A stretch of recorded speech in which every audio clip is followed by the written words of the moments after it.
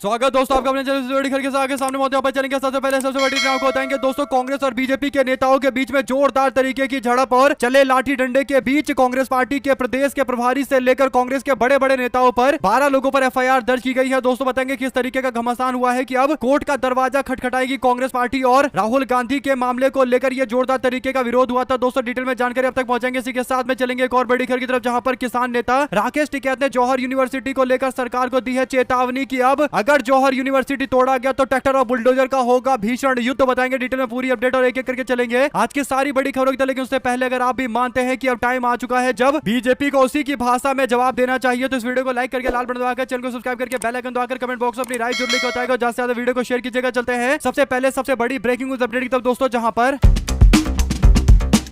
पटना में बुधवार को कांग्रेस पार्टी और बीजेपी के नेताओं के बीच में जमकर लाठी डंडे चले। दोस्तों बीजेपी के नेता कांग्रेस पार्टी ऑफिस के सामने प्रदर्शन करने पहुंच गए। इसे लेकर भाजपा ने बिहार प्रदेश के प्रभारी कृष्णा अल्लावरू समेत कांग्रेस के 12 लोगों पर एफआईआर दर्ज कराई। दोस्तों वहीं पर कांग्रेस पार्टी की ओर से पाटलिपुत्र थाने में आवेदन दिया गया, मगर रिसीविंग मिलने के बाद भी अब तक एफआईआर दर्ज नहीं की गई, जिसके कारण कांग्रेस पार्टी में काफी आक्रोश देखने को मिला। दोस्तों तमिलनाडु के पूर्व डीजीपी और कांग्रेस पार्टी के नेता करुणा सागर ने कहा कि बीजेपी के भाड़े के गुंडों ने सदाकत आश्रम पर हमला किया था, उल्टे पैर इनको भागना पड़ा। यानी कांग्रेस पार्टी के आश्रम पर हमला करने के लिए गए थे, यानी कांग्रेस पार्टी के प्रदेश के ऑफिस पर हमला करने के लिए गए थे। दोस्तों जो ऐतिहासिक ऑफिस है कांग्रेस पार्टी का सदाकत आश्रम, इस कार्यालय पर हमला करने के लिए गए तो इनको पता चला कि वहां पर कांग्रेसी कार्यकर्ताओं ने इनको जमकर सही से इलाज कर दिया बीजेपी वालों का। दोस्तों इसके बाद भाजपा के लोग गए मामले पर एफआईआर करवाने के लिए। 22 जुलाई को बीजेपी के भाड़े के गुंडे सदाकत आश्रम में घुस आए थे। पुलिस को यह पहले से पता था, लेकिन फिर भी पुलिस ने कोई कार्रवाई नहीं की। दोस्तों कांग्रेस पार्टी की ओर से पाटलिपुत्र थाने में दिया गया आवेदन और प्रदर्शन के दौरान बीजेपी का कहना था कि राहुल गांधी ने दुर्भावनापूर्ण मंशा के साथ में प्रधानमंत्री आवास के सामने धरना प्रदर्शन कर हंगामा किया। कांग्रेस पार्टी की ओर से देश के प्रधानमंत्री की सुरक्षा के साथ खिलवाड़ करने की कोशिश की गई। दोस्तों प्रधानमंत्री आवास के बाहर राहुल गांधी के प्रदर्शन को लेकर भाजपा वाले इस तरीके की टिप्पणियां कर रहे थे। दोस्तों बीजेपी ने कहा कि गंभीर खतरे में डालने की कांग्रेस की प्रवृत्ति रही है। कांग्रेस राजनीतिक विरोधियों के घर के बाहर विरोध प्रदर्शन करने जैसी निंदनीय परंपरा का बढ़ावा दे रही है। यानी कुल मिलाकर नरेंद्र मोदी के घर के बाहर राहुल गांधी ने प्रदर्शन किया तो इस बात को लेकर भाजपाई हमला करने के लिए चले गए दोस्तों। लेकिन जब इलाज कर दिया गया तो उसके बाद कह रहे हैं कि अब हम एफआईआर दर्ज करवाएंगे और कांग्रेस पार्टी के प्रदेश के प्रभारी अल्लावरू से लेकर 12 कांग्रेस के नेताओं के खिलाफ एफआईआर दर्ज करवाई गई है। तो इससे पता चल रहा है कि सरकार भी इनकी है और गुंडागर्दी करने का इनको लाइसेंस भी मिला हुआ है, तो इसीलिए जो मन कर रहा है वो कर रहे हैं। दोस्तों इसके बावजूद कांग्रेस पार्टी डटकर मुकाबला कर रही है। कांग्रेस के नेताओं ने कहा कि लड़ाई लड़ेंगे और यहां तक कि हाईकोर्ट सुप्रीम कोर्ट जहां जाना पड़े, किसी भी न्यायालय में जाना पड़े जाएंगे, लेकिन इस तरीके के अन्याय को कतई स्वीकार नहीं किया जाएगा। यानी सत्ता प्रायोजित गुंडागर्दी को कतई बर्दाश्त नहीं किया जाएगा। साथ ही साथ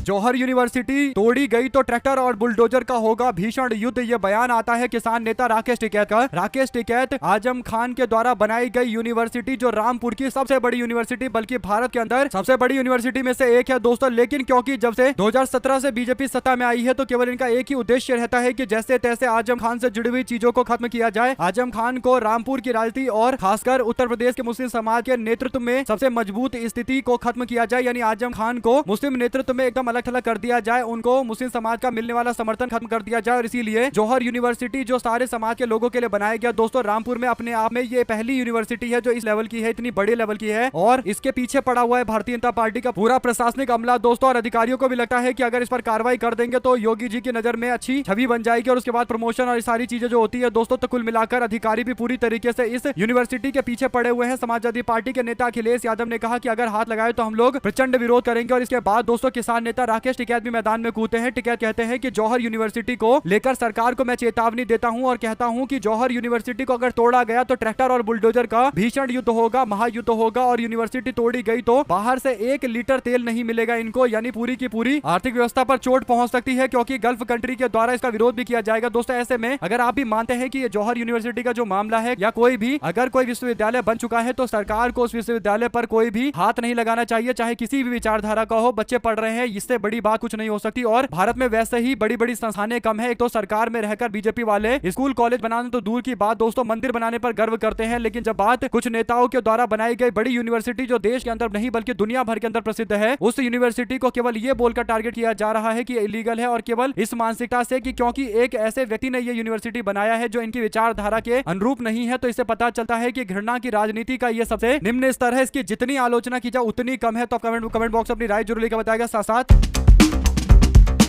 अमित शाह जवाब दो, संसद परिसर में विपक्ष ने लगाए नारे। दोस्तों अमित शाह जवाब दो के नारे पूरे संसद में गूंजता रहा, क्योंकि आज या तो अमित शाह संसद में आते और या तो सॉरी मांगते या फिर उनको जवाब देना पड़ता। इस बात पर विपक्ष पूरी तरीके से अड़ा रहा। दोस्तों बाद में पता चलता है कि अमित शाह आए ही नहीं, क्योंकि अमित शाह अगर आते तो उनको विरोध का सामना करना पड़ता है। ऐसे में अगर आप भी मानते हैं कि अमित शाह का इस्तीफा या अमित शाह की माफी, दोनों में से कोई ना कोई एक चीज तो विपक्ष करवाएगा। इस्तीफा अगर अमित शाह नहीं देंगे तो माफी तो मांगना पड़ेगा। जो छात्रों के ऊपर हमला किया गया दोस्तों, देश के जनजी और देश का भविष्य कहे जाने वाले भारतीय युवाओं के ऊपर हमला किया गया, बर्बरता के साथ पीटा गया, और उस बर्बरता की जिम्मेदारी कोई तो लेगा। और गृह मंत्री अमित शाह जो हर चीज का क्रेडिट लेने के लिए सामने आ जाते हैं, इसका जिम्मा भी उनको लेना पड़ेगा, जिम्मेदारी लेनी पड़ेगी और सार्वजनिक तौर पर आम जनता के बीच आकर माफी मांगनी पड़ेगी। ये बेहद ही गंभीर और बहुत ही संवेदनशील मामला है दोस्तों, और बीजेपी की संवेदनहीनता का एक पराकाष्ठा है। आप लोग कमेंट बॉक्स में अपनी राय जरूर लिखकर बताएगा। साथ साथ चलते हैं एक और बिग ब्रेकिंग न्यूज अपडेट की तरफ, जहां पर महाराष्ट्र के अहिल्यानगर में 19 साल की मेडिकल छात्रा अंकिता सांगले ने अपनी जान दे दी दोस्तों, और घटनास्थल पर पुलिस पहुंची तो इसके बाद एक नोट भी मिला। इस नोट में जो लिखा हुआ था काफी हृदय विदारक बातें लिखी हुई थी दोस्तों। इसमें लिखा हुआ था कि मैं आप लोगों का सपना पूरा नहीं कर सकी, यानी माता पिता को बोलती है कि मैं आपका सपना पूरा नहीं कर पाई, मैं नीट का परीक्षा पास नहीं कर पाई। इसके बाद वो अपने भाई को कहती है कि माता पिता को संभालना, और इसके बाद काफी त्याग किया है उन्होंने। ये सब बोल के बच्ची ने अपनी जान दे दी दोस्तों। ये काफी गंभीर मामला है, यानी इतना हृदय विदारक मामला है कि सोचिए देश के अंदर बच्चों पर कितना प्रेशर चल रहा है। उसके बावजूद शिक्षा मंत्री के इस्तीफे को लेकर इतनी आनाकानी की गई, जबकि नीट का पेपर लीक का मामला इतना बड़ा मुद्दा है कि इस पर तुरंत कार्रवाई होनी चाहिए। नरेंद्र मोदी ने कहा कि हम टास्क फोर्स बनाएंगे और जल्दी कार्रवाई करेंगे, लेकिन आज पहली सुनवाई हुई थी टास्क फोर्स की, जो टाल दी गई दोस्तों, यानी कोई आया नहीं। तो समझ जाइए कि देश के शासन प्रशासन के लोग कितने ज्यादा इस मामले को लेकर उदासीन हो चुके हैं। साथ साथ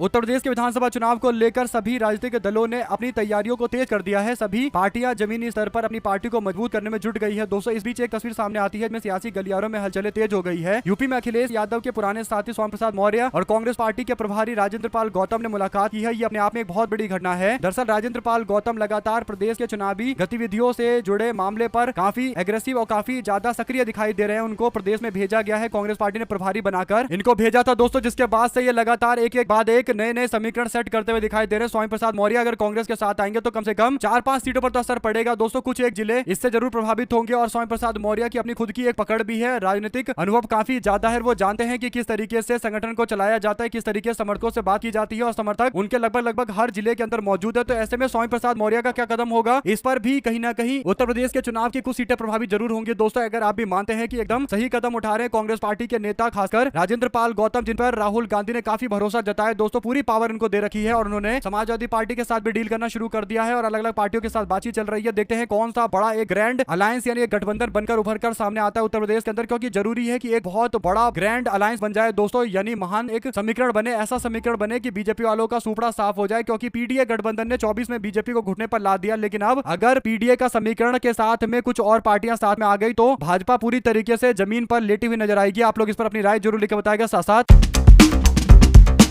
भरोसे का उल्लंघन युवाओं को बिल्कुल भी मंजूर नहीं है। प्रदर्शनकारियों पर एफआईआर को लेकर सीजेपी के प्रवक्ता सौरभ दास ने जारी किया पोस्ट दोस्तों। सौरभ दास ने सरकार को प्रदर्शनकारियों से एफआईआर वापस लेने का वादा याद दिलाया। ऐसे में अगर आप भी मानते हैं कि बीजेपी के लोग जो वादा करते वो मान जाए तो बहुत बड़ी बात होगी, और ऐसे में सीजेपी के लोगों के साथ बीजेपी ने समझौता किया था और कहा था कि हम सारे वादे मानेंगे, लेकिन अब जब आनाकानी करने लगे हैं, एफआईआर वापस लेने पर भी कहीं ना कहीं मामले पर कन्नी काटने लगे हैं दोस्तों, तो अब कांग्रेस जनता पार्टी भी जिम्मेदार है उन सभी लोगों के लिए जिन्होंने कहने पर यह अनशन हुआ था। यानी कांग्रेस जनता पार्टी के लोगों ने बुलाया था, आम जनता गई थी, फिर एफआईआर दर्ज किया गया, और अब जब एफआईआर वापस लेने की चर्चा हो रही है तो केवल चर्चा हो रही है, वास्तविकता में कुछ हुआ नहीं, जिसे लेकर एक बहुत बड़ा विरोध भी देखा जा रहा है। आप लोग की जो भी राय है लिखकर जरूर बताएगा। ज्यादा से ज्यादा वीडियो को शेयर कीजिएगा। बहुत बहुत धन्यवाद। जय हिंद, जय भारत।